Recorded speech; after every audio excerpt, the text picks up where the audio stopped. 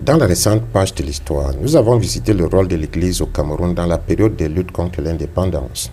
On savait déjà le rôle joué pendant la colonisation, un rôle de préparateur de terrain et d'amortisseur des douleurs infligées par l'administrateur colonial.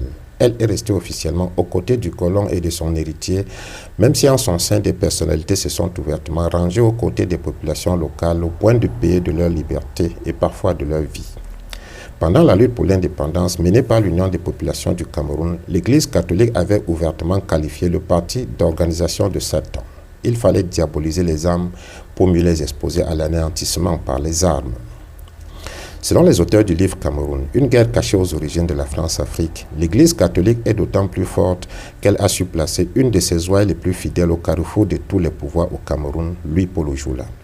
Député du Cameroun de 1945 à 1956, membre du gouvernement français presque sans discontinuer de 1949 à 1955, cette figure sulfureuse intrigue encore aujourd'hui les Camerounais qui se renvoient parfois l'étiquette infamante d'ojulatiste, synonyme de compromission avec le pouvoir. Louis-Paul Ojula s'embarque en 1936 pour implanter la fondation Al-Luchem au Cameroun. Voulant ramener au Christ la France déchristianisée, analyse son ami Léopold Sédar Senghor, il pensait que la voie de cette rechristianisation passait par la christianisation de l'Afrique. Directeur d'Al-Luchem à Efok, près de Yaoundé, zone de prédilection des missions catholiques, il s'efforce de développer un réseau médico-social catholique composé d'hôpitaux, de léproseries et de dispensaires avec la bénédiction des autorités ecclésiastiques et politiques locales. Celle-ci plébiscite ce colonialisme humanitaire qui, dans la pure tradition française, s'enorgueillit d'améliorer le sort des colonisés et ignore superbement leurs revendications politiques. Ojula est élu député du MRP en 1945. Désireux de répandre un mouvement démocrate chrétien alternatif au nationalisme radical de l'UPC, il aborde d'innombrables jeunes Camerounais susceptibles d'adhérer à ce courant.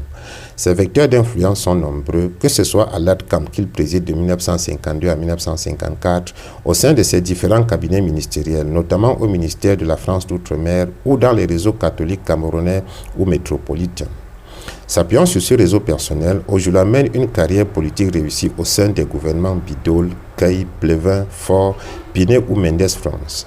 Malgré l'extrême instabilité du gouvernement de la 4e République, il y conserve un portefeuille en s'appuyant sur la douzaine de députés africains qu'il a réussi, avec le député sénégalais Sédar Senghor, à regrouper au sein des indépendants d'outre-mer IOM.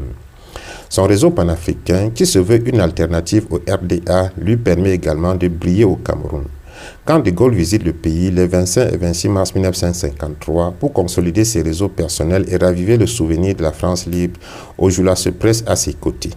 C'est encore le cas lorsque le docteur accueille Senghor à Douala le 3 septembre 1953.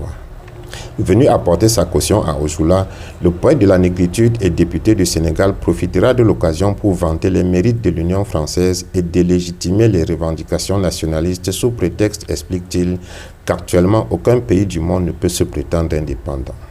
Interpellé par Ernest Ouandié, alors vice-président de l'UPC, Senghor pronostique un délai de 20 ans pour accéder à la simple autonomie interne. Partageant pleinement l'analyse de Senghor, Ojula lance en 1951 son propre parti, le Bloc démocratique camerounais BDC, sur le modèle du Bloc démocratique sénégalais BDS, fondé par le poète sénégalais quelques années plus tôt.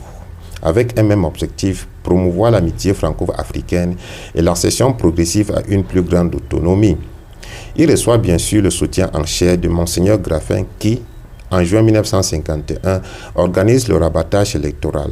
Tous les catholiques doivent, le jour de l'élection, aller aux urnes et voter pour le bon chrétien, prêche-t-il.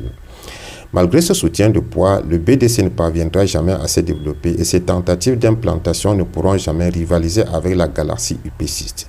Sa volonté de susciter un syndicalisme chrétien via un de ses amis, le député Joseph Dumas, échoue pareillement. L'UPC reste le seul mouvement non ethnique de masse. Cependant, dans toutes les arènes, les nationalistes voient se dresser contre eux cet étrange docteur Paul Ojula. À l'ONU, le missionnaire vieux style défend la France avec ardeur contre les sécessionnistes. À Paris, il s'efforce de débaucher les étudiants camerounais tentés par la revendication indépendantiste. À l'ADCAM, il interdit l'audition de la CGT en 1953. Dans la presse, il répond toujours présent pour stigmatiser l'UPC. Au fond, Louis-Paul Ojula symbolise une forme subtile d'accaparement par les Français de la représentation des Camerounais. Rivalisant de négritude, il déclare en 1952 « Ma peau est peut-être blanche, mais mon cœur est plus noir que celui de l'homme noir lui-même ». Aboutissement cocasse, de 1951 à 1956, les 4 députés élus par les résidents du Cameroun pour les représenter à l'Assemblée nationale française sont 4 Français. Georges Molinati, Louis-Paul Ojula, l'antillais Jules Ninine et Douala Mangabel, naturalisés français. Parmi eux, le catholique Louis-Paul Ojula était en pole position et jouera 2 ans plus tard un rôle prépondérant dans le choix de Amadou Ahidjo comme Premier ministre au détriment d'André-Marie Bida. Amadou Ahidjo deviendra par la suite président et choisira à son tour Paul Biya, qui va bientôt lui aussi choisir son président.